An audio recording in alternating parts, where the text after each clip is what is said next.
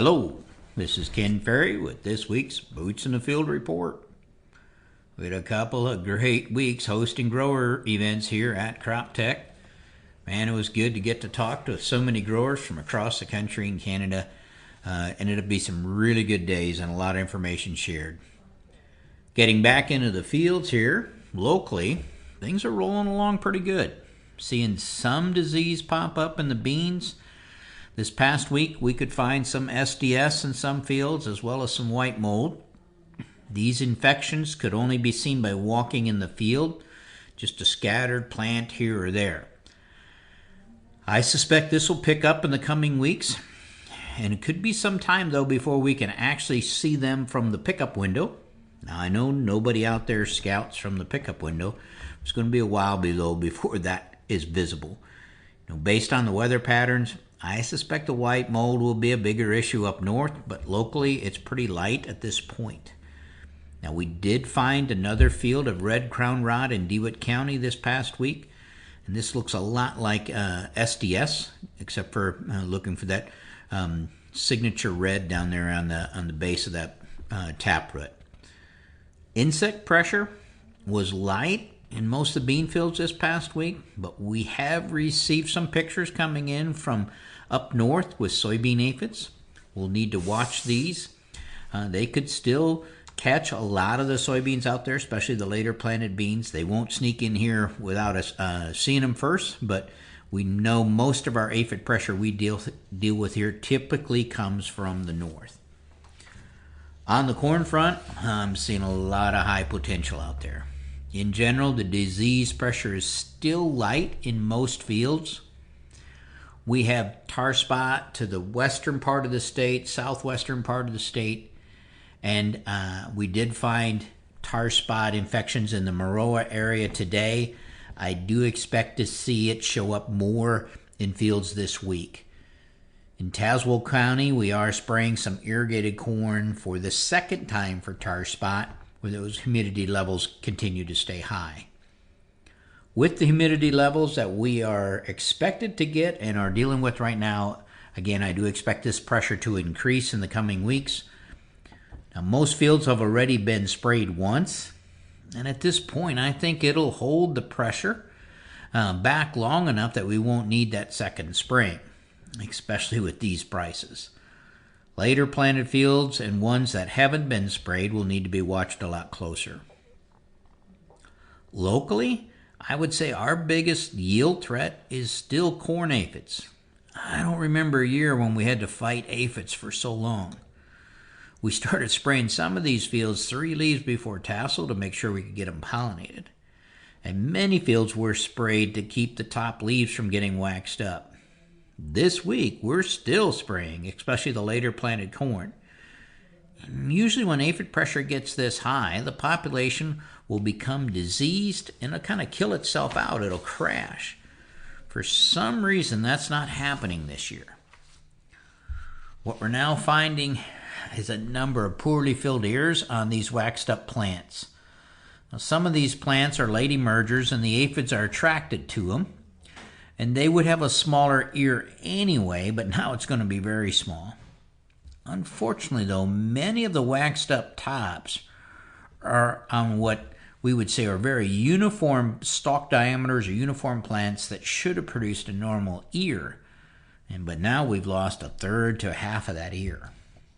It's definitely a hybrid sensitive situation. In some cases, the split planters, you can see 24 rows that are loaded, the next 24 are somewhat clean. We've been getting a lot of calls on aphids down around the ear, especially after some of these heavier rain events. Those aphids are still pulling sap, and they're putting a little bit of stress on the plant, but with the moisture load that we have here, we don't worry too much about those. It's the ones that are at the top of the plant that we worry about. If you have aphids at the bottom, keep scouting those fields every 3 days to watch for colonies at the top.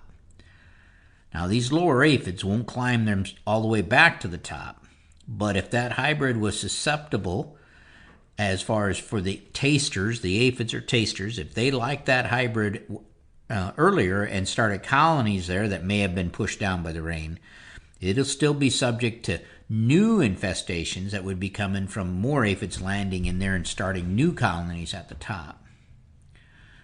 Some of the fields that we were in this past week, the kernels have been lost and the guys are wanting to spray the hybrids. Once those ear tips are blowing off, we can't go out, we can't get that back by spraying. We can only slow down the growth of other colonies that might start at the top. But what we do need to do right now is get realistic ear counts. Count all the plants for your population and then do your ear count on the good ears that don't have waxing at the top and calculate the potential on those ears.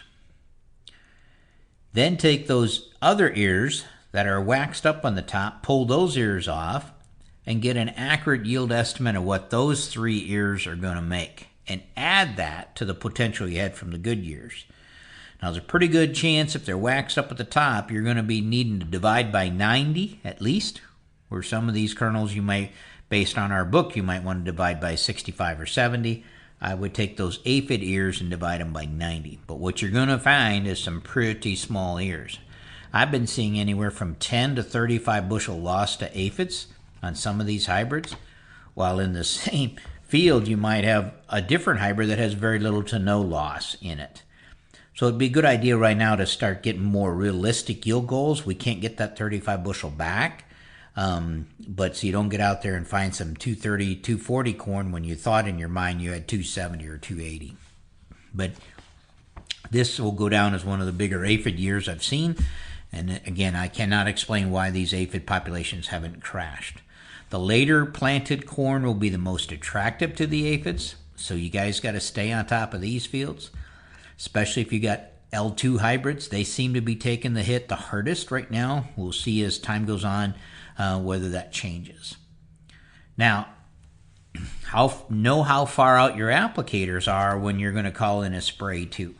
It's a situation where right now, I'd assume that their time span is tightening up a lot, but there for a while they were trying to get fungicides on as well, and we're out about 4 days.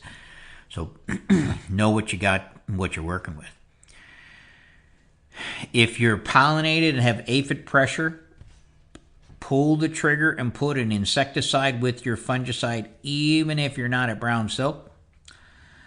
A lot of times I'd like to see it await to brown silk. In this case, on this later planted corn, if the aphids are out there, as soon as you get the tassels out and get pollinated, let's go ahead and clean them up. 1 in the hand is worth more than 2 in the bush. These aphids are that 1 in the hand. We don't want them to do any more damage than we have to. If you sprayed a fungicide without an insecticide, the odds are higher that you're going to have to go back and get these aphids. With that said, the fungus that usually wipes those aphids out hasn't showed up yet for some reason. Also seeing green snap above and below the ear. In some fields from the wind events, snapped above the ear. We'll get about a half an ear, and sometimes you'll get a second half of an ear to make up some of that difference. Snap below the ear, though, you're cooked. Good news is, snapped corn harvest easier than blowed down corn. So, situation where you can get the combines through it better this fall. Seeing some corn flaming out from nitrogen in the ear fill period, this is going to ding yield. But there's not much we can do about it this late in the game unless you're fertigating. We need to revisit the 4Rs on these fields to see what we can do to keep it from not happening again in those fields. Teams are preparing for the fall testing season, so don't forget to turn in your fall testing needs. To stay up to date, check out our website at croptechinc.com and subscribe to our podcast, Boots in the Field Report. Keep her safe, keep her moving.